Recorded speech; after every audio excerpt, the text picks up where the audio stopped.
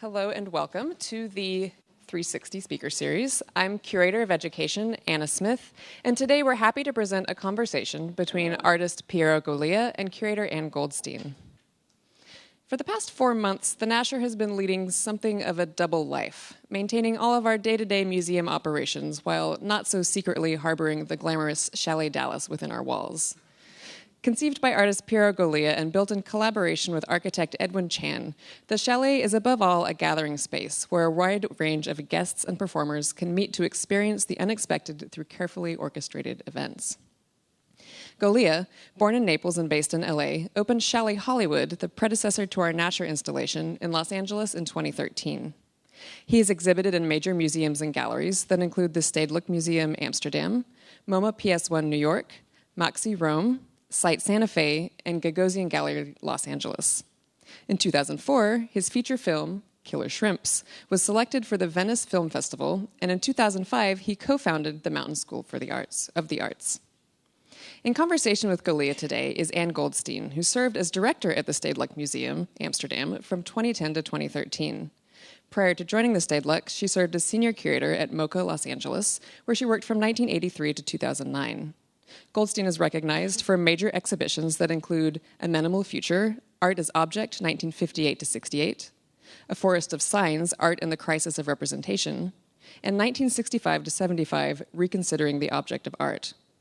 She has organized solo exhibitions of artists including Mike Kelly, Lawrence Weiner, Barbara Kruger, Felix Gonzalez-Torres, and Katie Noland. In 2012, she was presented the Audrey Ermis Award for Curatorial Excellence.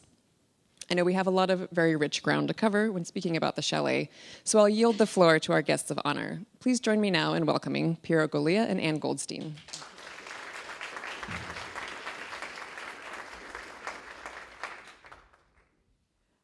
Thank you, everybody, for coming on this incredibly beautiful day. When I was in Amsterdam, beautiful weather meant terrible museum attendance. So it's really, really nice to see you here and to be here with Piero. But I also want to thank Anna and Lee, who have been so wonderful in arranging my visit, and Lee, her work on this program. And I also want to give a special shout out to Jeremy, who was my boss at MoCA and incredible supporter, and it was through his leadership. What are you doing? They picked the wrong folder out okay. of my computer. Yeah, I was wondering about sorry, that. Yeah. I'm a loser and I pack many things on the same USB. That's true. Anyways.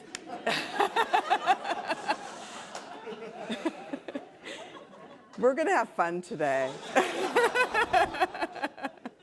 Anyways, thank you, Jeremy, because you have been a great inspiration to me, and it's such an honor to be here in your museum, and it's so beautiful, and under your leadership, it's thriving in such an extraordinary way. And I'm so thrilled to be here on this occasion as a huge fan of Piero's work. And I thought that this could be a conversation really about the Chalet Project, which hopefully all of you have had a chance to spend a little time with, maybe attend an event. And I think the last event is February 5th, the grand finale. And at what time?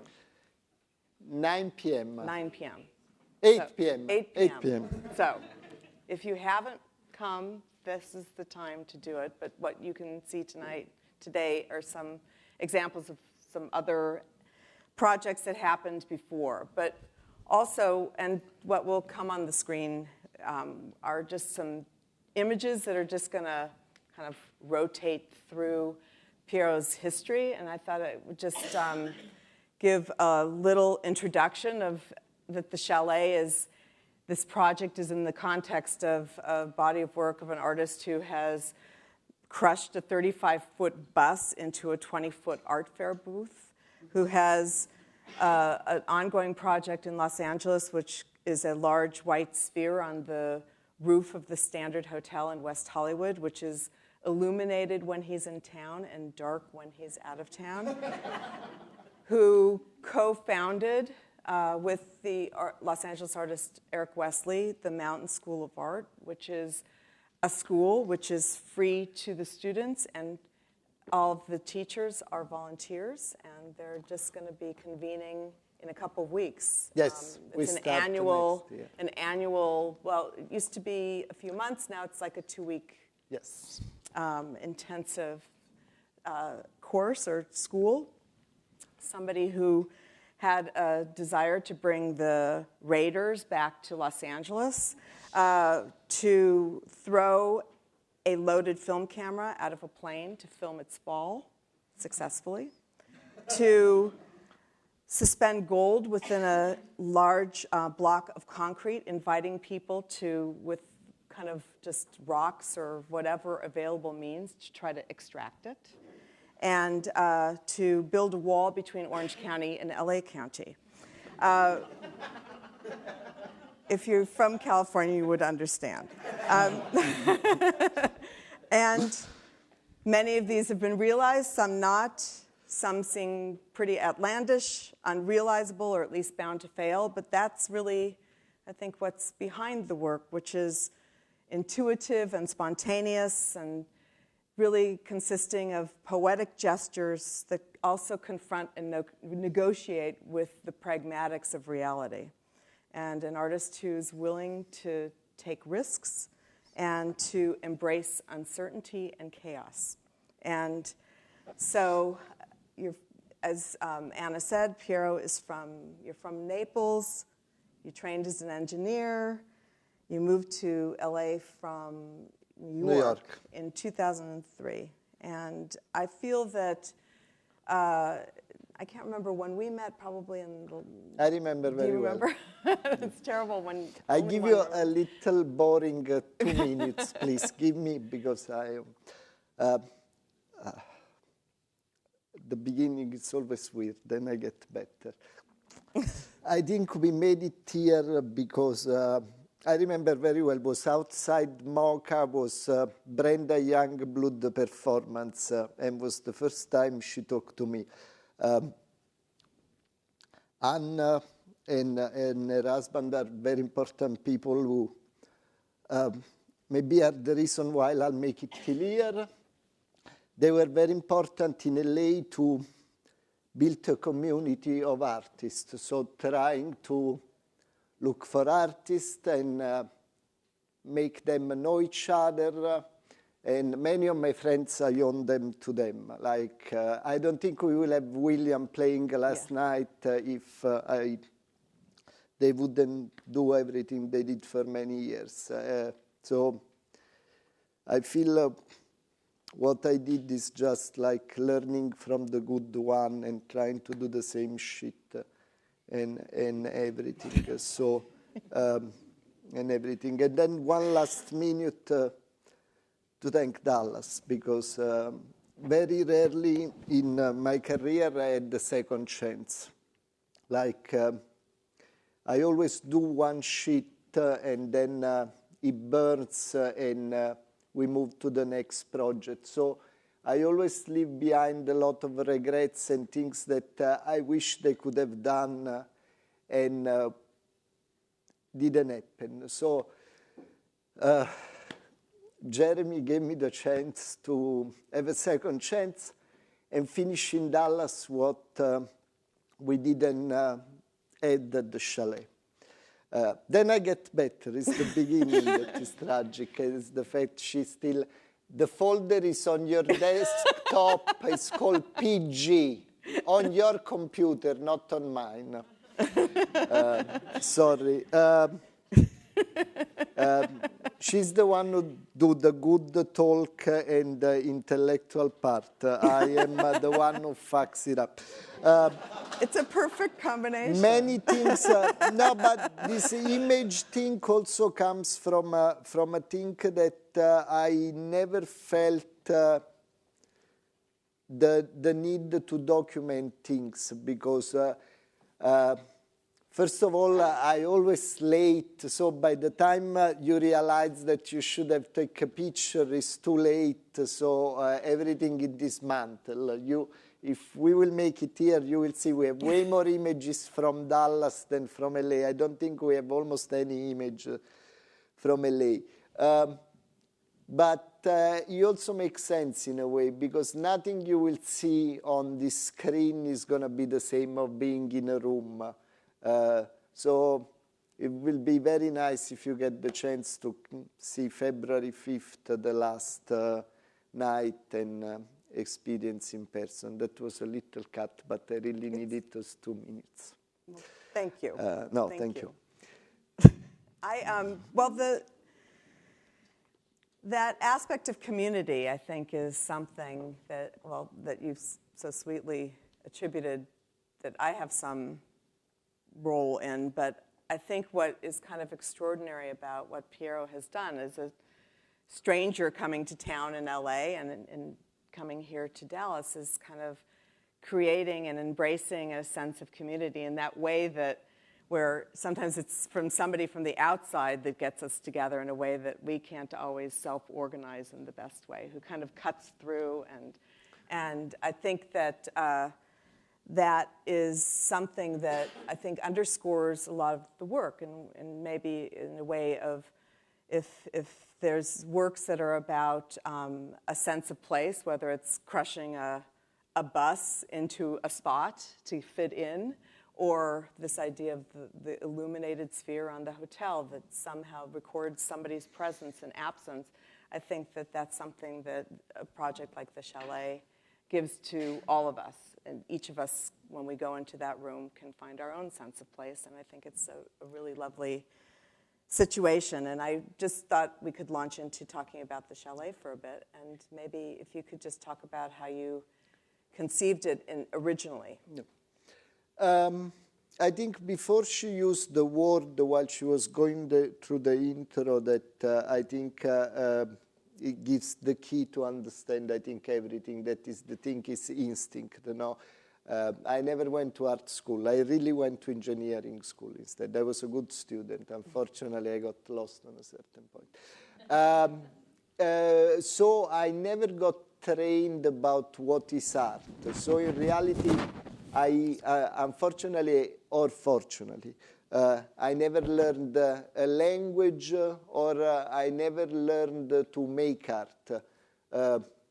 But I've been very well trained in surviving. I come from a place where they teach you that every day you find your way to make it better till tomorrow. So for me, art, I always consider it as that media where many rules that people consider reality, they don't apply anymore. No? So art is not a mannerism or a form, a script form of communication to try to express feeling, but I always, for me, art, it's always been a very practical thing. It's the way I survive, it's the way I make my life better, and I try to make the best for everybody. The Chalet started because for the first time in my life I made money. I did a commercial show in a gallery in LA. After 10 years I was in LA. Actually, again, it goes back to Anne, no? Because I had this show with Anne. I was very excited, then I have focus problem, so I got so obsessed with that I forgot to work and make money. So I went back to LA. I was broke. I decided it was maybe time to get a show. I did the show in a gallery. I made money, and I started to think, how could I invest my money in the best way? So I thought it was a great investment to open a place that it will look very beautiful. And so I called a very good architect, who was a very good friend of mine, to help me to build. And I asked him, I think the sentence was, can we build the most beautiful place in LA? And I don't know, he was stupid enough to say yes. We started building, it took 3.5 years. I asked many artists, friends, to donate work, lawn work, whatever you want to say. And for me, it was important to make sure that, I mean, it sounds a little bit out of time. I'm not talking about utopia, no, but I still believe in that society who foster themselves. And also, for me, the chalet in reality was just this little box, no, where the architect design, artists decorate, musician, dancer entertain, and everybody in reality has a role to the community surviving. We opened after 3.5 years of construction, bankrupt a few times because at the beginning I thought it was rich enough to change the world, and then I realized that, you know, no, I wasn't rich enough not even to build this, but bankrupt after bankrupt, we made it to come. Yeah, this is, you see, the Dallas picture, we have way more pictures. This is because I think they are way better than we are. This is the Mariachi we invited to play. This is Chile, Texas champion. We asked him a mechanical bull. Oh, we packed with snow for the holiday season party, gingerbread making, Paul McCartney, Christmas decorations. This is Tokyo Santa, 1996, very important Paul McCartney. This was very, very beautiful. Okay. Wait, maybe. This is, yeah. Right. Here. I lost. Okay, which? This was very, very beautiful. This was a 24-hour book swap and reading. So we started that. This was the last event we did, like, not this, the one before. Was 24 hours. We started in the morning, I think, on a Friday at 11. And the chalet was all full of books. And people, they could just come in, bring a book, take another book. In reality, people, they came in, bring a book, take 5 books. But no, it helps very much when you have to uninstall and repack everything, you know, like it was lighter, the work to again. And then Karen that I saw somewhere there, I can't see because now that one. And she arranged also this beautiful, was a reading series, and she promised 24 hours. I have to say, I would expect that at 2 in the morning, it will be nothing going on and nobody will show up. Instead, it was really incredible. I saw groups of people coming at 3 in the morning, 4 in the morning, and they read this book about the last Documenta in Castle, very, very romantic, all the way, and they finished at 9 in the morning, perfect on time for the Saturday tours. Did any of you never went to one of the Saturday tours? Yeah, 2, yes. So the Saturday tour is this moment where we have our house manager, Randy, who gives a tour to the people, describing the architecture, the art, but at the same time also describing what happens at night. And sometimes parts of the things who happen at night, they come back in the Saturday tour. So it's this moment where the fiction and the narrative, they meet, no? And so there is not a line anymore from what is history and what is your present now. That is a little bit what I consider the magic of art, no? That you. Right. Can I just jump back a little bit, because the 3 years of realizing it at LACE and in Los Angeles Contemporary Exhibitions is the oldest and still operating alternative space in Los Angeles. It's been in a few locations. It's currently on Hollywood Boulevard, you know, in the midst of that world of the Walk of Fame on the sidewalk and so on. And it had a couple of rooms in the back that added up to about 1,000 square feet, so similar to the square footage of the space here, that weren't being used, and a back door to a parking lot. And there's an image in here that shows it. I can maybe flip through, but shows the back door. So you would go in through the back. So you wouldn't actually go into lace, or go into the project from lace. There you go. So you just entered from the rear, from the parking lot, and it's gone. Oh. You enter. That's what you see when you enter. And it was, I know, this was the project where lace kind of was the host vessel and provided a fundraising opportunity to be able to raise some money to realize this. But didn't it also, the whole chalet name, wasn't it also going back to the Palais de Tokyo in Paris? I mean, this was an idea that actually preceded. I didn't know how back you wanted to start. The idea of the chalet started with this, it's funny, it started in a cafe in Paris. I think the great problem of LA artists, we don't have cafes, so very few things come out because you can't go to meet people at the cafe. But we were talking, and I think the thing started with Marc Olivier saying you should do a project. The director of the Palais. Yeah, Palais de Tokyo. And I told him that, Sun Tzu teach that in the hard time, in the good time, you go and conquer and you expand your frontier. And at the hard time, you go back and you build strongly for your people to survive. So I just had a show with Anna in Amsterdam. I was more than satisfied. I consider this the most important thing I never did in my life. And so I told him that it would make no sense to do an art project in Paris, but I was very excited to go back home and build something for the people around. I have this obsession about the idea of artists being local, no? And this is little divergent from what you asked me, but it's important. We are in a strange moment in the art, no? It's like the art started to take formulas that they come from that different world. So branding, promoting, conquering.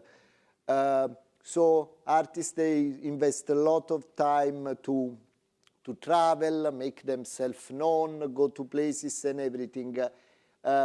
I still believe that artist, it's a very local duty. Like, I think you should first start to build for the people around you. And when you are satisfied those, you can expand your frontier. This, if you think about it, it's also pretty basic theory, no? Like, imagine Napoleon. No, Napoleon lost because he went too far away. Alexander instead built a strong empire because he slowly expanded like oil, and he kept on fostering the community he was taking. Napoleon, with the arrogance and ambition, wanted to go as far as possible, and he got so far that he exposed his root and was easy to be wiped off. So I always thought that was very important to go back and have this local role. Now we go back to my beginning of the idea of building a community where you live. No? And so once I felt fulfilled, LA was a big step for me to risk to come to Dallas. No? And I remember the first time Jeremy told me, maybe you should bring this shit to Dallas. I mean, he doesn't say, he talks. But that was the sense. I said, you are crazy. A year and a half after I officially apologized, no, you are not crazy, and thank you for giving me this second chance. Dallas was a very beautiful territory for me because people were very welcoming, so it was very easy to rebuild. And when I talk about building, I don't mean putting shit together. For me, building is about people. It's about making sure that a work becomes just a a reason for people to develop emotions, no? But except for this digression, I go back to the original history. So Okay. I tell circles him, around. no, I don't want to do a short Palais de Tokyo, but I will be very happy to build a place in LA. This is my idea. And he was like, that's perfect. You know, we can consider it a sort of offsite, so no Palais, but Chalet. Marc Olivier he had an history of doing off-site project called Chalet. I really, really like the name very much because I don't know if it translates in English, chalet. In Europe, chalet, it's the log cabin that you get in the mountain. No, that is different from your home because the house in the mountains is the house you give the key to all your friends, no? Because you don't continuously use it, so you make sure that it gets used continually, you know? So the idea of the chalet was a little bit to create this space. Maybe I'll just go through some images because we can show the Yeah, that was LA. This is the this is the LA. To see So, LA in this context. so what happened is I wanted a place and I wanted to be in Hollywood because I always thought that, you know, everybody tells you that LA is spread apart. LA is spread apart because nobody wanna the pain in the ass of trying to hold it together, no? It's more expensive or difficult to find a space in Hollywood than to find it in the middle of nowhere. But you pay a price, no? The money you spend to be in the center is the money you spend to make it easier for people to join you, no? So in reality, you are investing in history. There is also this thing that, you know, I moved to LA because of Paul McCartney, Mike Kelly, Chris Burden, all the big masters. And all of them, they had their first show at Lace. And Lace was an incredible place of history. When they opened, was an artist founded FOU, no FU. But place that at the moment of decline, like I think in the 2000s, they forgot about those artists to help them at the beginning. They got bored, they became, and they lost that magic, they lost their money, they lost funding and everything. So they were in a tough place. So this is what I mean when I believe that art is just something that you use to deal with situations. So I thought the chalet in the back, no, could in a way fuel the front and rebring those people who left and give life to something who was losing it. There is what is missing here, unfortunately, is a picture of the parking lot. The parking lot is really the sketches parking lot in Hollywood, like the one you see in the movies. But that, I think, was, in a way, turned out as, I think, one of the strongest points of the chalet in LA, what I call the feeling of the threshold, no? Like, you have this very strong line who separates you from where you come from and this new place where maybe different things apply. So, yeah.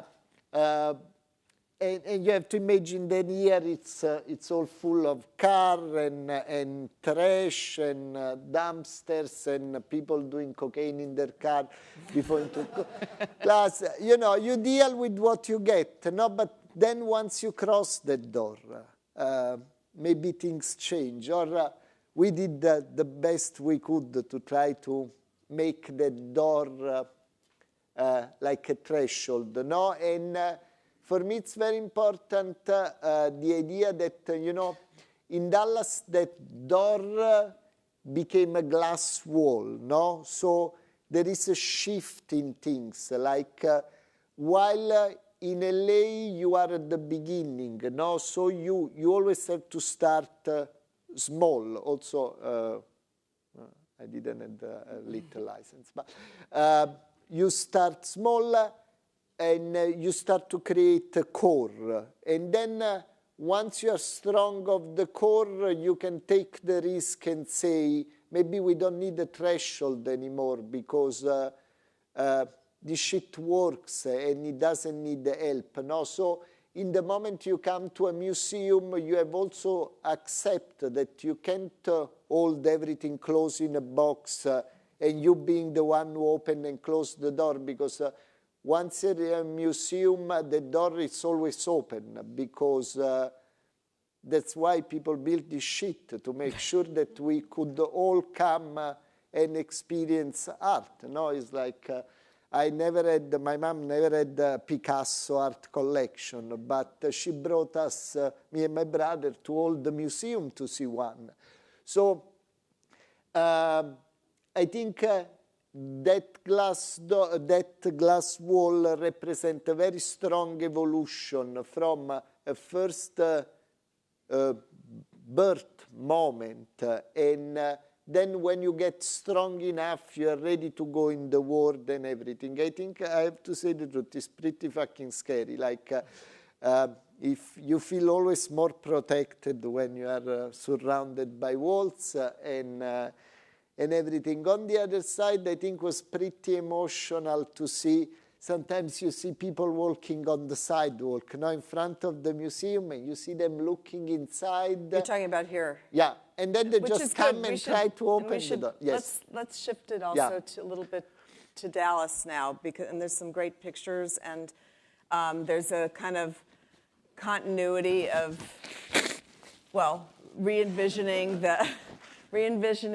the project, the architecture, which I want to ask you about a little later, but not right now, your collaboration with Edwin.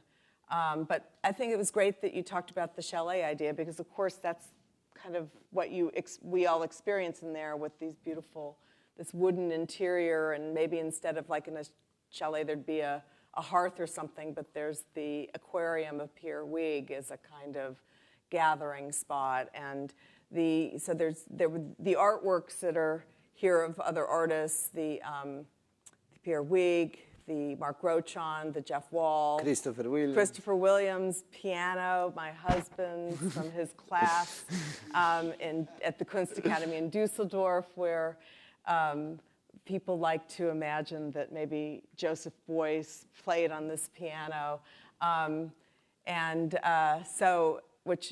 Manish. It's so beautiful to hear you play the piano when you're in the space, and of course you traveled with the show, also the listener, and I think which I think has taken on a different kind of presence here, because you're in the space during the public hours during the day, which was not a situation in Los Angeles. I dreamed in LA, my big dream, I'm an egomaniac. So my big dream was to have the chalet open 24/7, where you could have everything you wanted continuously for free, and you will have continuous. I very hardly realized that I couldn't afford this, so we had to shrink to 1 or 2 nights a week in LA. We were able to run for a year and a half, and I remember the first time Manish came. Some friends of mine, they asked me if they could bring a listener. So I thought the listener is somebody who doesn't drink, so he just come to hang out, so it costs you nothing, And then he showed up, and Manish, you can stand up 1 second. Enjoy 1 second. And he's on the screen here. Oh, sorry, you shouldn't. Yeah. You are no, it's good. He's here. So he showed up, and was this guy with a little sign. He walks in a corner. He put his sign up. I'm here to listen. And I was a little bit okay. And I walk in that room like a couple of hours into the night, and there is a line, and I don't understand what is this line. It's the line for Manish. Then at the end of the night, he came to me and he asked me, "Oh, can I come back?" And I was like, "Yeah, fuck yeah." And he was like, can I dress white? I was like, yeah, you can dress. And then Manish became, I think, one of the most important characters at the chalet, in the sense that he became a very human connection in between. Maybe the most readable work, because you can literally look into his eyes more than an hermetic painting, you know, that you are going to just experience yourself. Manish work, you share the experience, no? Took me a few nights to wait my place online to finally make it to Manish.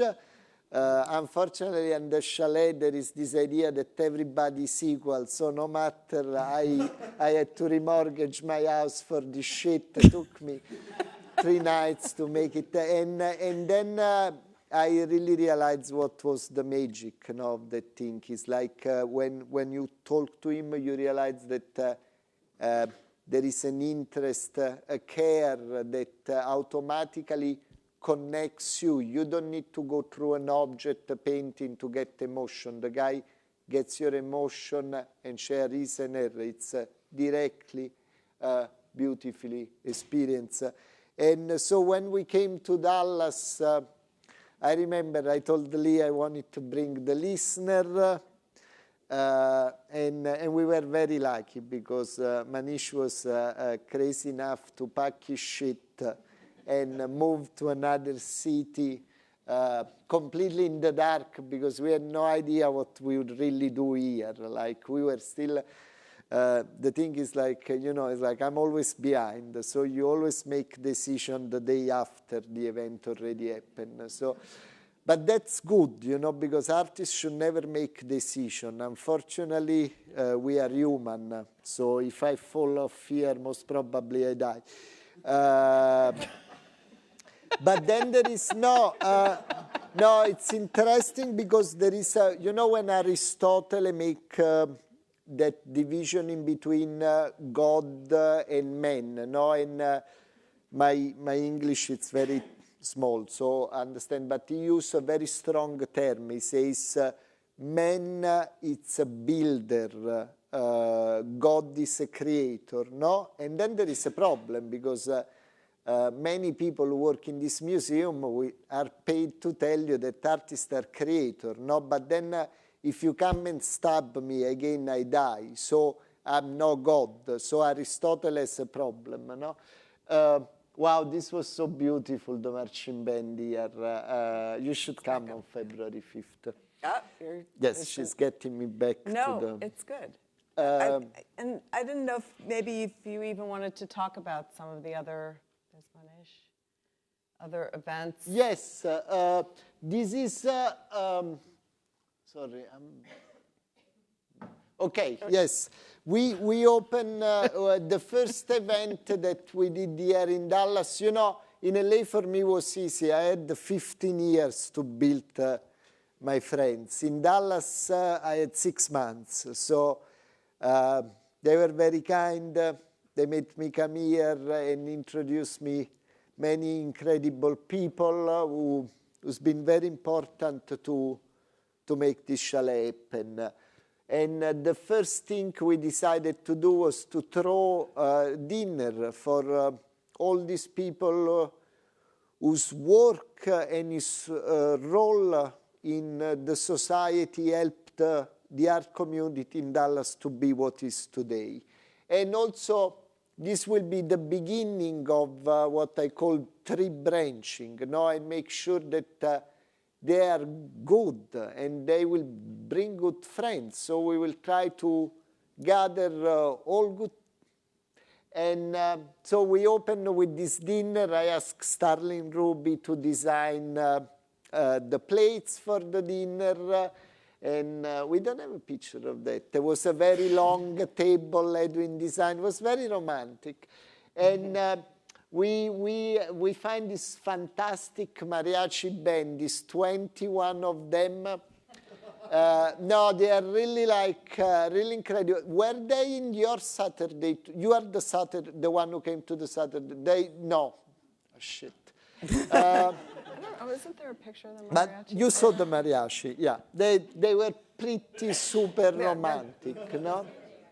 Yeah, oh, this is when they came back for the Saturday tour. So this is morning, you see, the light, it's very more bright. So this is the thing, you know, night, day. While in LA we had just the night and we had to hide into the night. She was saying in the introduction, when you come to Dallas, you don't need to hide anymore. We did the day after, we tried to throw a big party to invite as many people we could to make sure that everybody in town will know that the chalet exists, no? So that then you can find your way to come in. I'm a ghetto kid. Like, I always think that marching band are very, very cool. And I always dreamed that if you have to do something big, you need the marching band. So we had the fantastic marching band here in Dallas.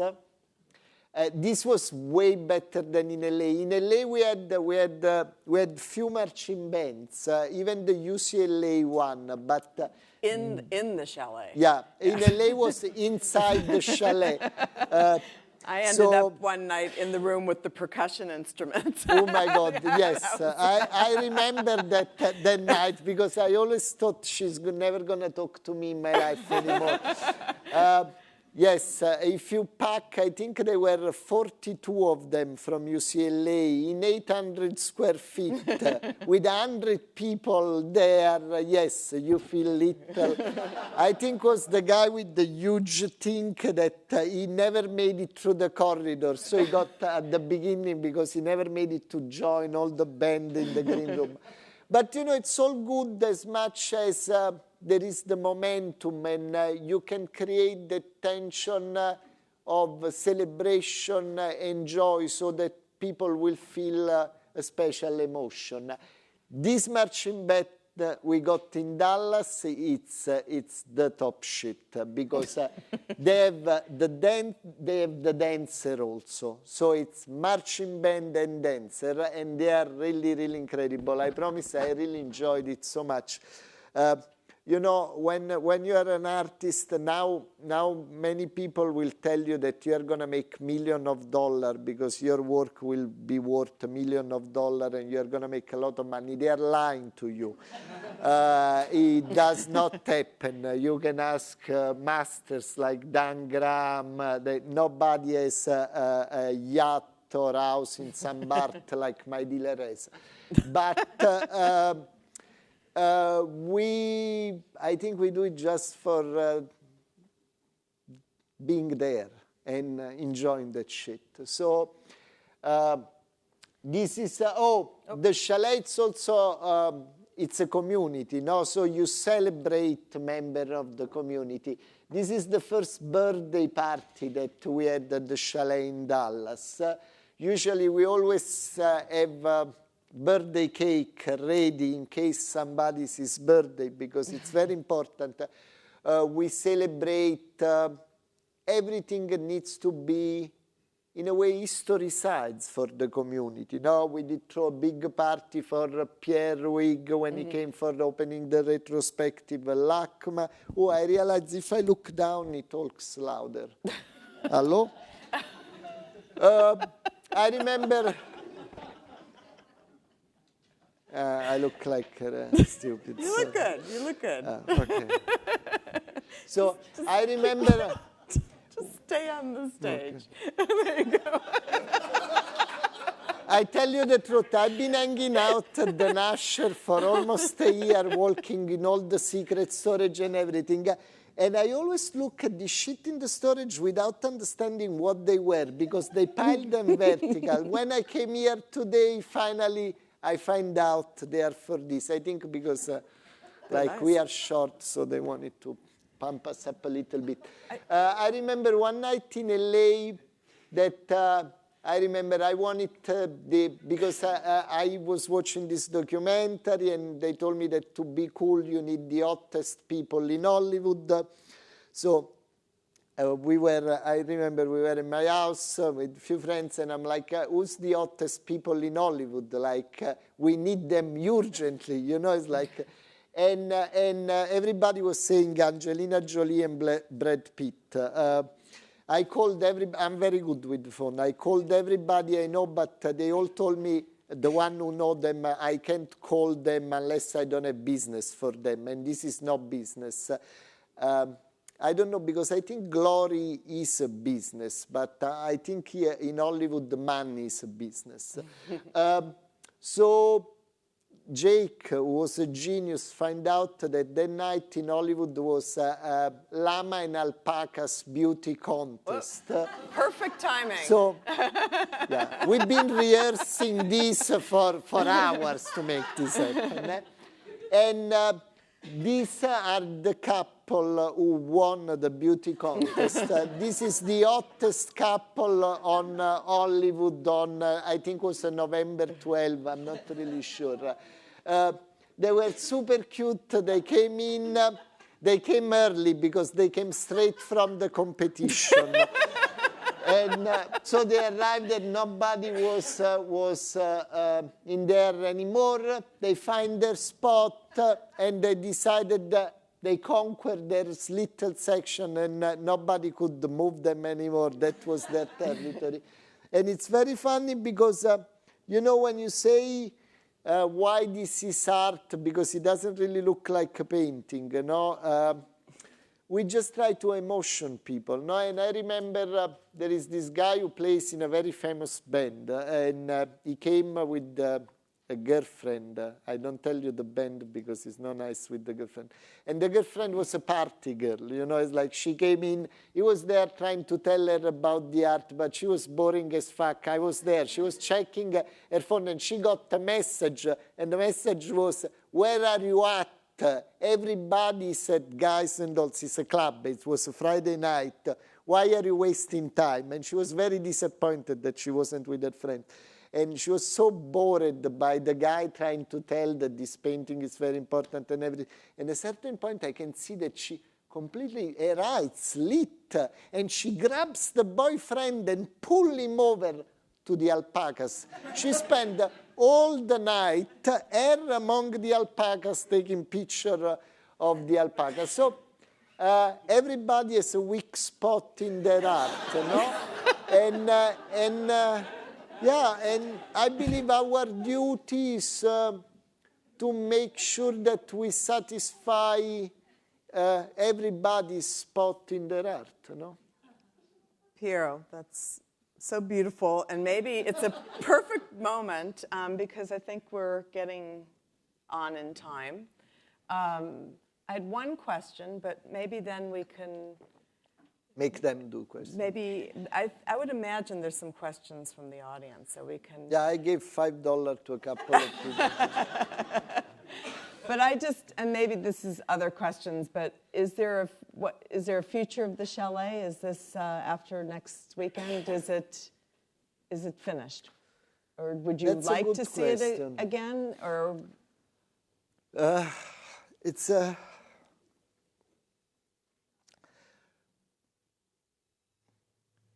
you had something. Yeah, I know. It's just there's a beautiful quote that I found. Maybe that you said that.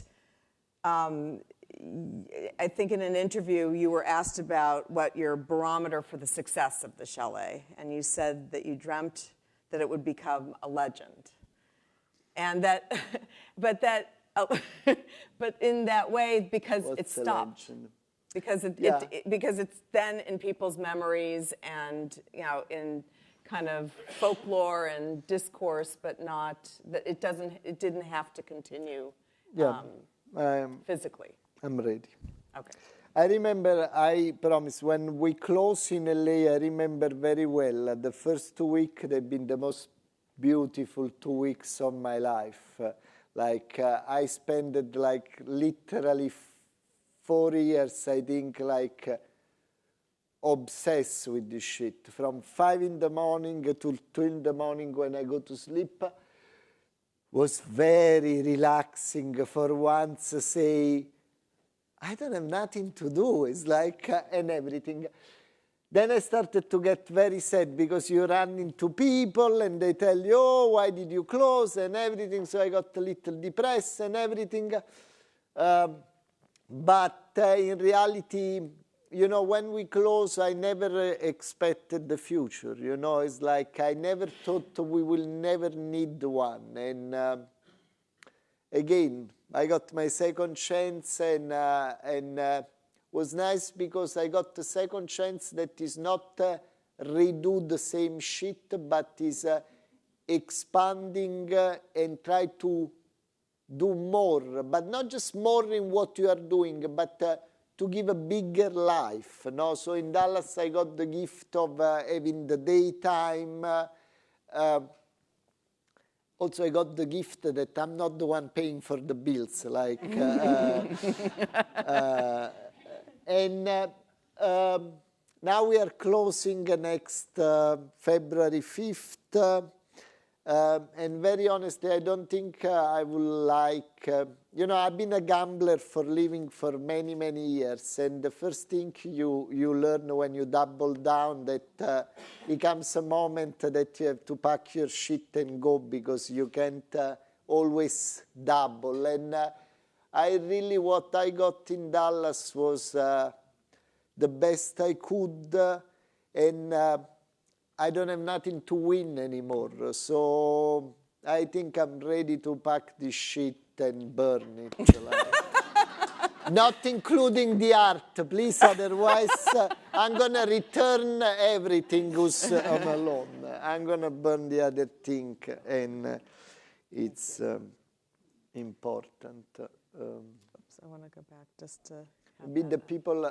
Oh, I didn't pay them. The Yes. $5, I want them back because... So let's open to questions. I was pitching because, you know, it seems like a great idea, but it almost seemed like you could go on tour. I mean, all these bags for New York or, you know, some other, you know, city. I mean, almost picture it like Times Square, if you could afford, you know, if someone would. Yeah, I could afford at the moment, no. But yes and no, in the sense that I always believe, you know, I come from science. I'm a man of science. I've been trained. No, I mean, he's one of my best friends. I don't know. When we go to LA, I'm going to show you. I have a piece of paper. So the thing is like, so what I've been trained for many years in my life, I built models. Models doesn't mean a little shit that you built. They are mathematical models that they are made to simulate reality and being reused and reused to develop future science. So I see a future in that sense in this chalet, but not my chalet. Like, I believe the chalet, it's just a model that you show to people. Now, we don't need this shit anymore. Everybody can make their own chalet in their own way in their life. So I hope that the model will be sure, and I don't mean that every artist should build a room who look good with great art and everything. I think the model that we should export, it's the model of this sort of multifunctionality of the space. Now, when I asked Edwin to design the chalet, the first thing I did, I gave him a picture of Marie Antoinette's bedroom. He hates me for this, but I always thought that that was a perfect kind of inspiration. I don't know who of you went to Versailles, but Marie Antoinette's bedroom is fantastic because it's really the architecture, the art, it's all built together to create an environment. No, that was to satisfy one very, very rich and powerful woman. But the chalet was trying to give Marie Antoinette's bedroom to everybody. So what I asked to Edwin to build was not an architecture intended as a physical shape, but to build an architecture intended like theoretical model, no? A space that can host more or less everything, and it's very easy to deal with and cozy for people to stay in it. So I think the future of the chalet, it's people making people happy everywhere. Any other questions? Who took my $5?